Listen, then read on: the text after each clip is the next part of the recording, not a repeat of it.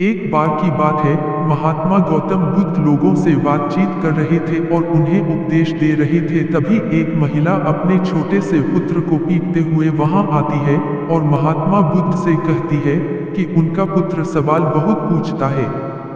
वे कहती है कि अक्सर उनका बेटा सवाल पूछते हुए कभी वहां तक पहुंच जाता है जहां तक न उसका दिमाग काम करता है न गांव के किसी अन्य व्यक्ति का। इस बात को सुनकर उस जगह बैठे सभी लोग उस महिला के हाँ में हाँ मिलाने लगे। उसमें से एक स्त्री बोली कि जब मैं कुएं से पानी लेने जाती हूँ तब भी यह इतने सवाल करता है कि मन झुल्ला जाता है। गांव वाले लोगों ने बुद्ध जी से उस लड़के को सद्बुद्धि देने की प्रार्थना की। यह सुनकर बुद्ध जी गंभीर हो गए। वे बोले, क्या और कोई है इस गांव में जो इतने अधिक प्रश्न पूछता है?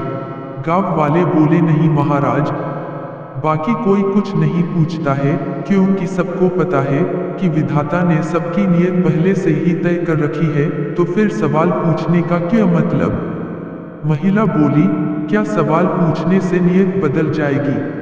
यह सुनकर बुद्ध मुस्कुराए। उन्होंने पूछा, क्या नियत बदल सकती है? सभी ने कहा नहीं। बुद्ध ने कहा, लेकिन नियत तो बदलती रहती है। आज धूप है, कल बारिश होगी। बारिश के मौसम में सूखा पड़ जाए और हो सकता है अगली बारिश में बाढ़ आ जाए। अगर नियत से निपटने के लिए तैयारी रखनी है तो मन में निपटने वाले सवाल भी होने चाहिए। मेरी बात ध्यान से सुनो, ज्ञान यूं ही नहीं मिलता है, ज्ञान तब मिलता है जब मन में जिज्ञासा होती है, क्योंकि जब तक प्रश्न ही नहीं होंगे तो तब तक उसका उत्तर कैसे ढूंढा जा सकता है। यदि जिज्ञासा ही नहीं होगी तो प्रश्न कैसे बनेंगे, और जब प्रश्न नहीं होंगे तो ज्ञान कहां से आएगा? उदाहरण देते हुए बुद्ध जी ने समझाया कि जब तक आपके मन में यह नहीं होगा कि आज मुझे 4 पैसे कमाने हैं, तब तक आपके मन में यह प्रश्न कैसे आ सकता है कि यह पैसे मुझे किस प्रकार से और कैसे कमाने हैं। किसी भी उत्तर तक जाने के लिए उसकी प्रश्नों का होना अति आवश्यक है, जो जीवन में हमें आगे की राह दिखाते हैं एवं हमारा मार्गदर्शन करते हैं। वास्तव में यह बच्चा गांव में का सबसे अलग बच्चा है, क्योंकि यह सबसे अधिक प्रश्न पूछता है। इसके अंदर आगे बढ़ने के लिए एक दृढ़ इच्छा शक्ति है और वह ज्ञान प्राप्त करना चाहता है। जीवन में हम सभी को आगे बढ़ने के लिए जिज्ञासु होना चाहिए। यही ऐसी चीज है जो हमें जीवन में आगे बढ़ाकर ज्ञान प्राप्ति करने में हमारी मदद कर सकती है।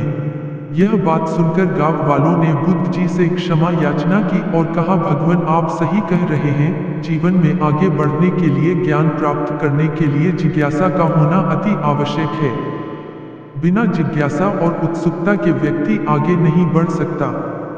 इस पाठ से हमें क्या शिक्षा मिलती है कि जीवन में व्यक्ति को जिज्ञासु जरूर होना चाहिए, क्योंकि बिना प्रश्न के उत्तर संभव नहीं है। उत्तर उसी को मिलता है जिसका कोई प्रश्न होता है। सुबह घर से निकलना, दिन भर काम करना और लौटकर शाम को घर आकर खा पी के सो जाना।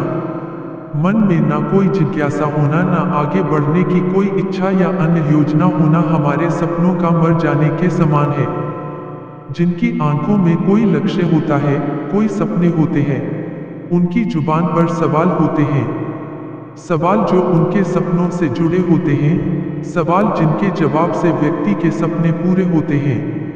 अपने सपनों को पूरा करने वाले उतनी ही शिद्दत से अपने पास सवाल भी रखते हैं।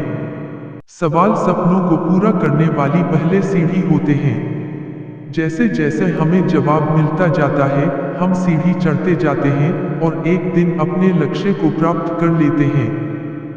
दोस्तों, अगर आपको हमारी ये कहानी पसंद आई तो लाइक करिए, सब्सक्राइब करिए। धन्यवाद, नमस्कार, थैंक यू।